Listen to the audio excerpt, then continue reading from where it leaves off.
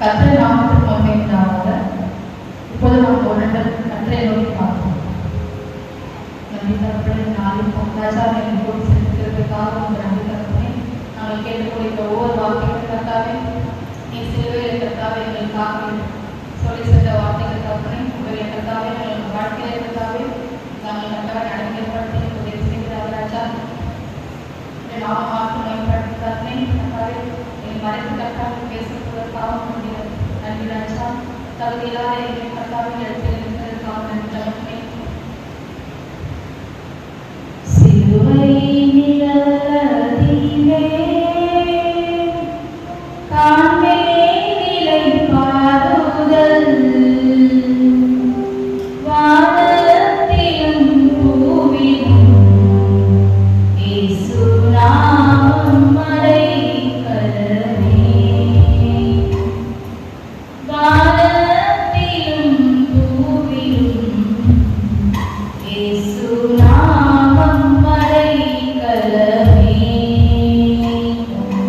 சிலுவை நிழலிலே காண்பே நிலை பாருதல், வானத்திலும் பூவிலும் இயேசு நாமம் அடைக்கலமே. நன்றி ராஜா. இப்பொழுது நாம் பார்க்க போகிற வார்த்தை இயேசு சிலுவையில் சொல்கிற 4ஆம் வார்த்தை. எடுத்தவரை யாரும் வாசிப்போம். மத்தேயு 27ஆம் அதிகாரம் 45-46 வசனம்.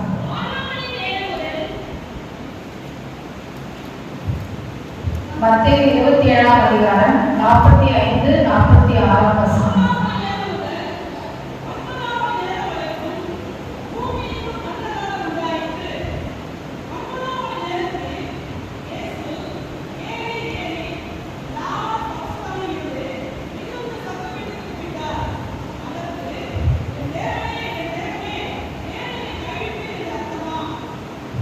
இயேசு சிலுவையில் சொன்ன வார்த்தைகள் பார்த்தீங்கன்னா அது எல்லா வார்த்தையுமே கிரேக்க மொழியில மொழிபெயர்க்கப்பட்டிருக்கு.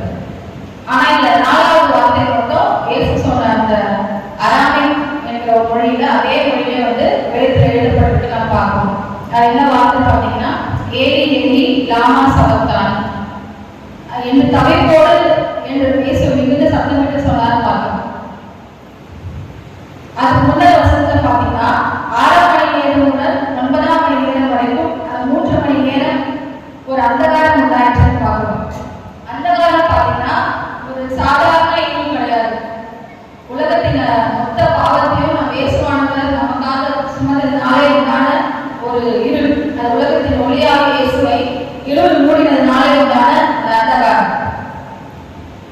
பாவமறையாத இயேசு நமக்காக பாவமானான்னு போட்டு 2 கொரிந்தியர் 5ஆம் அதிகாரம் 21ஆம் வசனம்.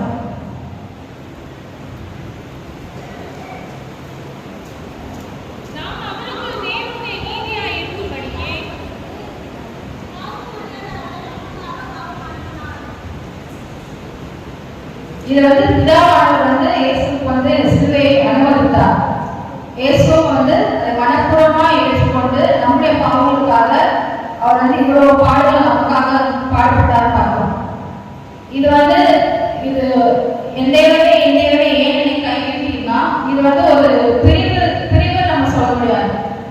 ஏன் ஆண்டவர் இயேசு வார்த்தைகளை சொல்றாரு பார்த்தீங்கன்னா யோவான் 8:16 வசனம் 29வது வசனம்.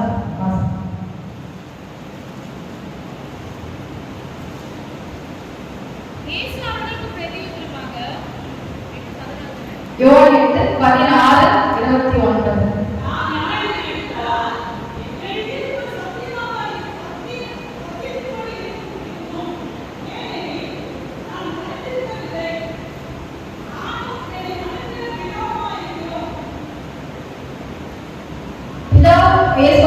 அவர் என்ன சொல்லப்பட்டா நானும் பிதாவும் ஒன்றாக இருக்கிறோம், அவர் என்னை தனியே இருக்க விடவில்லை அப்படின் போது இயேசு நிறைய பாடுகள் ஏற்பட்டார். சிலுவை பார்த்தீங்கன்னா தலையில முடி, கை கால ஆணிகள், விழாவில் ஈட்டி குத்து, சரீரம் எல்லாம் ஒரு நிலத்தை உழுவது போல இயேசு சரீரத்தில் உழுதார்கள் அப்படின்னு நம்ம பார்க்கிறோம். அது மட்டும் இல்லாமல் நிறைய நிந்தை, கேலி, அவமானங்கள் இது எல்லாவற்றையும்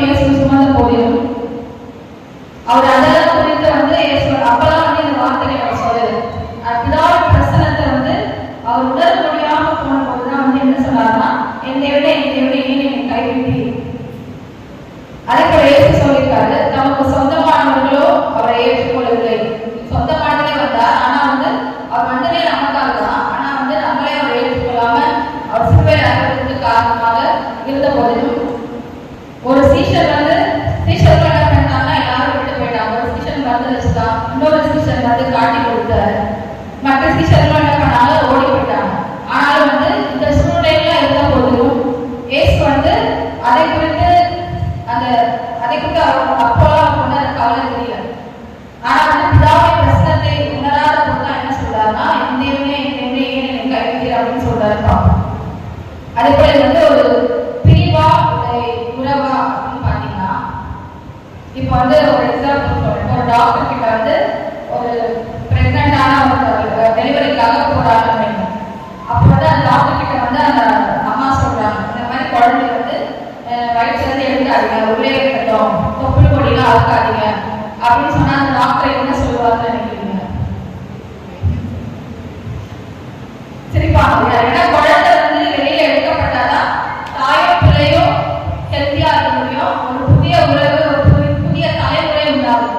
அதே போலதான் இயேசு நம்ம சிலுவை மரணத்தின் மூலமாய் நமக்கு அப்பா பிதாவை கூப்பிடும்படியான ஒரு சாக்கியத்தை நமக்காக பெற்றுக் கொடுத்திருக்கிறார். அதே போல பாவ மன்னிப்பையும் அந்த சிலுவை மரணம் தான் நமக்காக பெற்றுக் கொடுத்தது பார்க்கிறோம். எபேசியர் 1:6-7 வசனங்களை வாசிக்கிறோம். நம்முடைய தயவுள்ள சித்தத்தின்படியே நம்மை இயேசு கிறிஸ்து மூலமாய் நமக்கு சுவிகார புத்திரராகும்படி முன்குறித்திருக்கிறார். அவருடைய கிருபையின் ஐஸ்வர்யத்தின்படியே இவருடைய இரத்தத்தினாலே பாவ மன்னிப்பாகிய மீட்பு இவருக்குள் நமக்கு உண்டாயிருக்கிறது. அடுத்து ரோமர் 8:15 வாசிக்கிறோம்.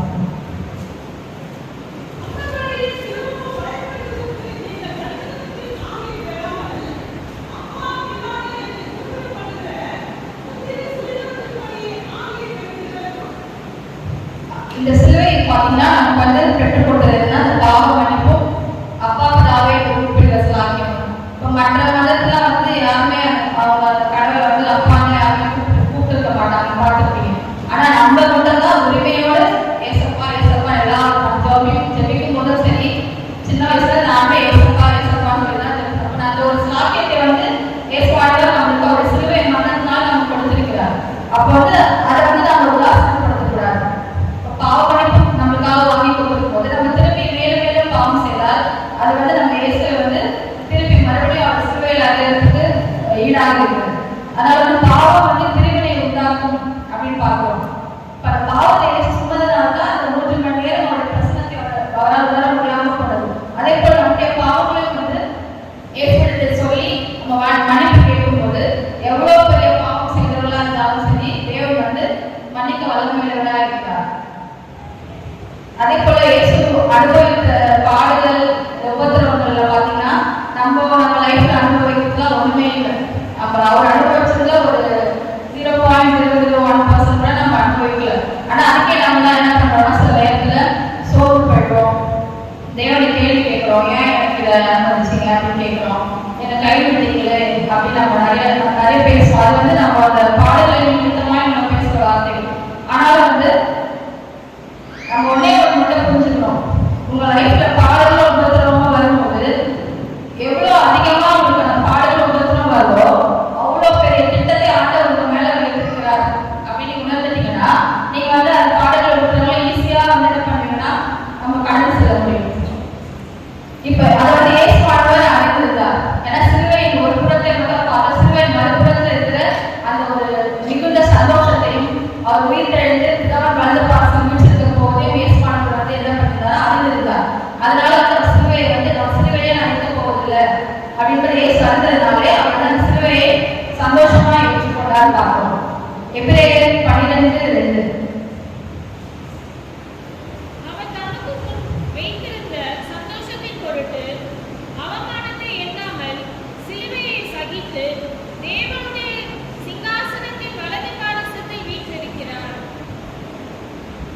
இந்த சந்தோஷத்தை தேவன் பேசுவார்கள் அறிந்திருந்ததுனாலே அவர் சிலுவை அவர் அதை ஒரு ஜெய சின்னமாய் அவர் ஏற்றுக்கொண்டு அந்த சிலுவை 3ஆம் நாள் எழுந்தார் பார்க்கிறோம்.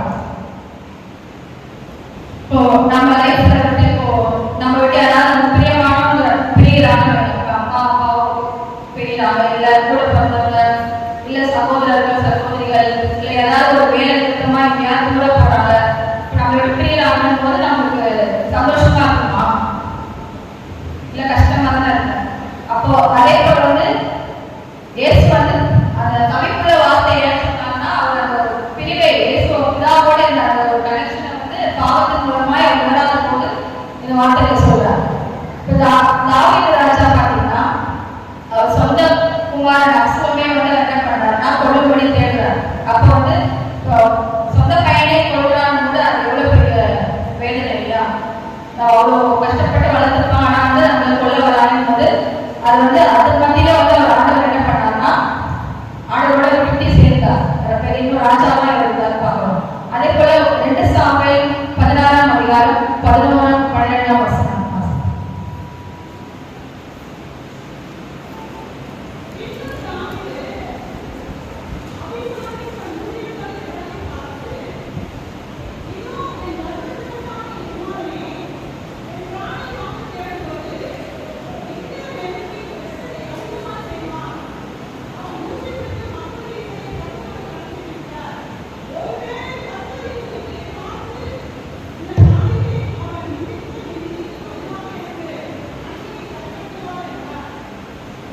இதில் பார்த்தீங்கன்னா சிமேயின் சவுல் வம்சத்தான் ஒருத்தர் என்ன பண்ணுவாங்கன்னா தாவீதை வந்து தூஷிப்பார். அப்போ தாவீது என்ன சொல்றாங்க, அவங்க விளையாட்டுலாம் கடக்கும் போது தாவீது என்ன சொல்றாங்கன்னா, பரவாயில்ல தூஷிக்கட்டும் விடுங்க, ஏன்னா ஆண்டவர் சுத்தம் வச்சிருந்தாங்கன்னா அந்த தூஷணையை விட ஆண்டவர் வந்து மகிமையாக மாற்றி வளர்க்கிறதா இருக்கார் அப்படின்றது வந்து தாவீது வந்து அறிவித்தார். அப்போ இதே மாதிரி நம்மளுடைய சூழ்நிலையில நம்ம என்ன பண்ணோம்னா, ஒரு கைவிடப்பட்ட சூழ்நிலை போல காணப்பட்டாலும் அதனால ஆண்டவர் கைவிடல. மற்றவங்க சொல்லலாம் உங்க லைஃப்ல இது வந்துருச்சு அது வந்துருச்சு இவ்வளவு பெரிய கஷ்டம் பாடுறதுக்கு கூட ஆண்டவர் இல்லை அப்படின்னு சொல்லலாம். ஆனா அவங்க சொல்றத நம்மளுக்கு தெரிய மாட்டோம். பார்த்தீங்களா, மற்றவங்க சொல்றாங்கிறதுக்காக நம்ம போய் உங்களே உட்காந்து அழுதுட்டு கழுவு சாத்திட்டு அழுதுட்டு அந்த மாதிரி இல்லாம நம்ம தேவை யாருன்றது நமக்கு தெரியும். மற்றவங்களுக்கு நம்ம அதை ப்ரூவ் பண்ணணும் இல்லை. ஏன்னா ஆண்டவர் வந்து முகத்தை பார்க்க உதயத்தை தான் பார்க்கல. அப்ப நம்ம என்ன பண்ணோம்னா, ஒரு கஷ்டமான சூழ்நிலை கைவிடப்பட்ட சூழ்நிலை போல காணப்படும் போதுதான் அந்த சூழ்நிலைகளை முதல் நம்ம தேவனை வந்து கிட்டி சேர முடியும். அதை வந்து நம்ம அதை ஒரு சாக்கியமா நம்ம எடுத்துக்கொண்டு ஆண்டவரை எவ்வளவு கிட்டி சேர முடியுமோ அந்த சூழ்நிலை கஷ்டமாக இருக்கலாம், சொல்லி அழகாத மாதிரி சூழ்நிலைகள் இருக்கலாம். அப்போ நம்ம என்ன பண்ணா பரிசுத்தாவியோட துணையை கேட்டு பரிசுத்தாவியோட கேட்கும் போது அவர் அந்த தேர்ச்சிகளை செல்வாரா இருக்கிறார். யோசேப்புக்கும் அதே மாதிரி தான் நடந்தது. சொந்த சகோதரராக என்ன பண்ணாருன்னா காட்டி கொடுக்கப்பட்டாரு, குழியில தள்ளாங்க, விற்கப்பட்டாரு. ஆனாலும் வந்து பின்னாடி பார்த்தீங்கன்னா அவர் மூலமா தான் மொத்த குடும்பமே போஷிக்கப்படும்படியா அவர் வந்து ஒரு பெரிய திட்டத்தை வைத்திருக்கிறார். அதே போலதான் இயேசு சிலுவை மரணத்தின் மூலமா ஒரு பெரிய திட்டத்தை பிதாவானவர் உலக ரட்சகர் இந்த பெரிய திட்டத்தை வைத்திருக்கிறார இயேசு சிலுவை ஏற்றிருக்கிறார். அதே போல இப்போ உங்க லைஃப்ல ஒவ்வொரு பாடுகளுக்கும் இருக்குமானால் அது எல்லா பாடுகள் கஷ்டங்களையும் வந்து நீங்க பாடு வந்துருக்கே கஷ்டம் வந்துருக்கேன்னு நீங்க கவலைப்படாம நம்ம வந்து ஆவிக்குரிய வாழ்க்கையில வளர்ந்துட்டோம் அவனுக்கு எப்படி எப்போ நமக்கு தெரியும்னா நம்ம அந்த கஷ்டங்கள் பாடுகள் மத்தியிலும் தேவனை இன்னும் விட்டு சேரும் போதுதான். சில பேர்லாம் என்ன பண்ணுவாங்க, ஏதாவது ஒரு கஷ்டம் வந்துச்சுன்னா வந்து சர்ச்சைக்கு வராமல் இருந்துருவாங்க, பைபிள் படிக்க மாட்டாங்க, ப்ரேயர் பண்ண மாட்டாங்க. ஆனா அதை நம்ம மதிக்கக்கூடாது.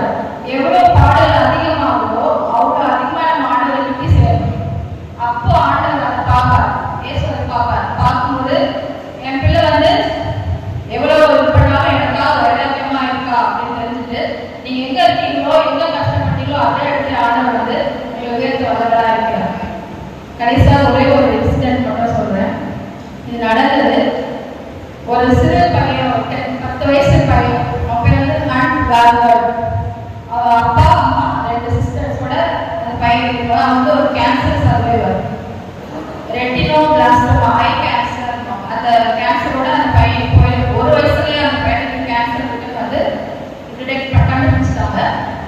அப்போ வந்து ஒரு நாள் அவங்க அப்பாவே வந்து இன்டர்வியூ பண்றாங்க, உனக்கு வந்து இந்த கேன்சர் வந்தது இது வந்து ஆண்டவர் உனக்கு அனுமதிச்சாரு, நீ வந்து ஏன் உனக்கு ஆண்டவர் அனுமதிச்சாரு அப்படின்னு அவங்க அப்பா வந்து அவர்கிட்ட கேள்வி கேட்கிறார். அப்போ அந்த பையன் சொல்றான், ஏன்னா வந்து ஆண்டவர் என்ன தெரிந்து கொண்டார் அப்படின்னு சொன்னான். 10 வயசு பையன் திருப்பி கேட்கிறார், ஏன் ஆண்டவர் உங்களை வந்து தெரிந்து கொண்டார் அப்படின்னு கேட்கும்போது அப்போ அந்த பையன் சொன்னான், ஏன்னா நான் அது ரொம்ப ஸ்பெஷலாக அப்படின்னு. அப்போ அப்பா வேற அதுக்கப்புறம் திருப்பி நிறைய கஷ்டங்கள் பாடுகள் வழியா போக வேண்டியது, நிறைய பெயின், நிறைய டெஸ்ட் எடுப்பாங்க, இதெல்லாம் பார்த்துட்டு ஆண்டவர் மேல கோவம் வரலையா அப்படின்னு கேட்கும்போது அதை சிறுவன் 10 வயசு பையன் என்ன சொல்றான்னா, எனக்கு ஆண்டவர் மேல கோவம்லாம் இல்லை, எனக்கு சந்தோஷமா தான் இருக்கு. ஏன்னா நான் அந்த பாடுகள் அனுபவிக்கிறதுனால என் தங்கை அப்பாலாம் அனுபவிக்க வேண்டிய அவசியம் இல்லைன்னா என்னோட போயிடுது அப்படின்னு அவன் சொன்ன உடனே அவன் அப்பா வந்து கண்ணில் வந்து கண்ணீர், இன்டர்வியூ நடக்கும்போது கண்ணில் வந்து கண்ணீர் அவர் சொன்னார், இது உனக்கு பதிலாக எனக்கு வந்திருந்தா நல்லா இருக்கும், நீ படிக்கிற கஷ்டங்கள்லாம் என்னால் பார்க்க முடியல அப்படின்னு அந்த அப்பா வந்து சொல்றாரு. அப்ப அந்த சிறு பையன் 10 வயசு பையனுக்கு அந்த விசுவாசம் வந்து இந்த நாளை நம்ம சில பேருக்கு நம்ம கிட்ட இல்லாம அவ்வளவு கஷ்டத்துலயும் அவனுக்கு அந்த கேன்சர்னால ஒரு கண்ணு போயிடுச்சு, அதுக்கப்புறம் ஃபிக்ஸ் பண்ணிட்டாங்க. ஆனாலும் வந்து அந்த சூழ்நிலையிலும் அந்த பையன் இப்போ எங்கெல்லாம் போறானோ போகிற ஒவ்வொரு நாடுகளிலும் இயேசுவை பற்றி சொல்றான். அவனுடைய கஷ்டங்கள் மூலமா அதே மாதிரி கடந்து சென்ற அதே வழியில அதை காட்டும் பாடுகள் வழியா கடந்து சென்ற ஒவ்வொரு மக்களுக்கும் அவனே ஒரு சாட்சியா அவன் சொல்றதை பார்த்து மற்றவங்க என்ன பண்றான்னா ஊக்குவிக்கப்பட்டு அவன் என்ன பண்றான்னா 10 வயசு பையனே இவ்வளோ ஆண்டவர் நம்பிக்கை இருக்கான்ட்டு அவங்க மூலமா நிறைய பேர் ஆண்டவரை நம்பி சேர்றாங்க. அப்போ நம்மளுக்கு இதே போல நம்மளுடைய வாழ்க்கையில பலதரப்பட்ட சூழ்நிலைகள் இந்த மாதிரி வரும்போது நம்ம ஒரு நாளும் வந்து ஆண்டவரை கேள்வி கேட்காங்க, ஏன் ஆண்டவர் எனக்கு மட்டும் அனுமதிச்சீங்க அப்படின்னு ஒரு நாள் கேட்காங்க. ஏன்னா நீங்களாம் ஸ்பெஷல்.